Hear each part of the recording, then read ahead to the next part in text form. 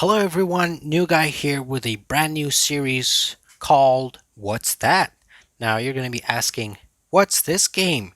This is Pixel Dungeon, one of my favorite games. It's a roguelike RPG dungeon crawler developed by Watabu, a Russian fellow, who has also released the source code of the game publicly so you can grab it and make yourself a mod out of it. There's a lot of mods of it, and in the following videos that I'm going to be making, I'll be playing the Lovecraft Pixel Dungeon version of it. Now, what can you play with in Pixel Dungeon? You've got the Warrior, Mage, Rogue, and the Huntress. Warrior's your typical melee, heavy armor, strength, you know, tank guy. You've got the mage who's got wands. He regenerates wands by eating food, wand charges, and they can use the wand to do melee attacks. You've got the rogue, the stealthy rogue who can do sneak attacks. They're faster and they get hungry less often. And the huntress who's got a proficiency with long range weapons and has a boomerang. Let's start with the warrior for a quick game. Now, this is the first floor. The dungeon lies right beneath the city. Its upper levels actually constitute the city's sewer system. Being normally a part of the city, these levels are not that dangerous. No one will call it a safe place, but at least you won't need to deal with evil magic here. Now, this is the first floor entrance area. You can't get out of the floor. One does not simply leave Pixel Dungeon. Now, what do we have here? We've got the inventory, we've got a keychain, a short sword, a t-shirt which doesn't protect you all that much, some darts, but the warrior's not proficient with it, so it's gonna miss a lot, and some ration of food. It's actually one. What you can do is search, walk around the dungeon, search every room, fight mobs, at least in the early game, and collect as much as you can. That's the main gist of the early levels, because you're weak and you need to get as much as strong as possible to reach the later games. Now, what I did here is walk behind the door.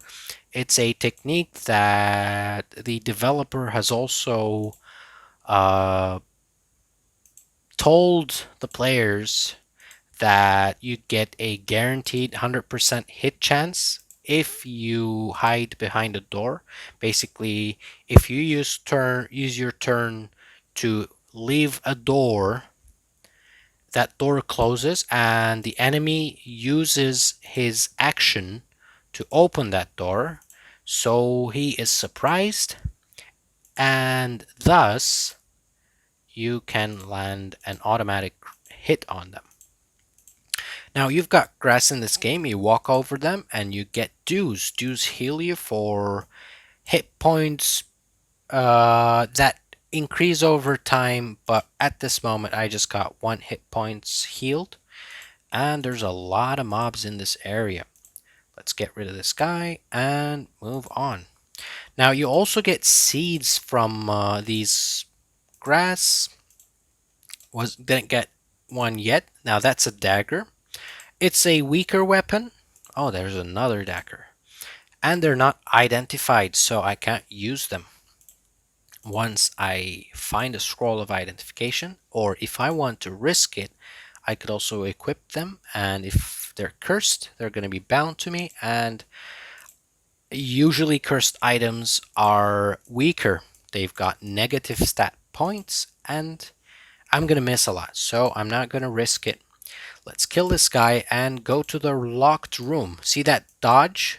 That mob just dodged a lot simply because I have a chance of, missing. This is an alchemy room. You can throw seeds into the pot. You need to throw seeds in the pot. 3 seeds to be specific. And you get a potion. random potion. It's not determined on what you throw. Usually, it includes the worst of the three seeds that you throw. Now, this seed that I've got here is a seed of fire bloom. You plant this seed, you either throw it or you plant it under your feet. And if someone walks over it, if you throw an item on top of it, or if you walk over it, then it catches fire. Let's go to the next floor. There are secret rooms in this game. So the first floor doesn't have a secret room, but the following floors will have secret rooms and traps, and you actually get a hint sometimes. Now I found a key and a dew vial. This dew vial is going to help us a lot. We can store the dews that we find, and uh, at 10 points, at 10 dews, we can actually uh, buff the vial to resurrect us with an item from the shop. That's You're going to see more details on that further you play. Now, this is a dead giveaway for a secret room. So if we search, we found a room. And that's some food and some coins. Let's eat some food because we were starving. The more you walk while starving, the more hit points you lose. And let's look for some doors. See, that was a trap when I found it while searching for an exit because this is too small of a floor. Thus, there needs to be a hidden door. That's a chasm. If you fall through here, you have a chance to fall into a room that would normally be inaccessible on the floor underneath this floor, but below this floor. But you can access it through the chasm on the upper floor. Now, this really is going to be the overall general gameplay, general information on what Pixel Dungeon is, as if I were to go into more details of this game, it would take forever.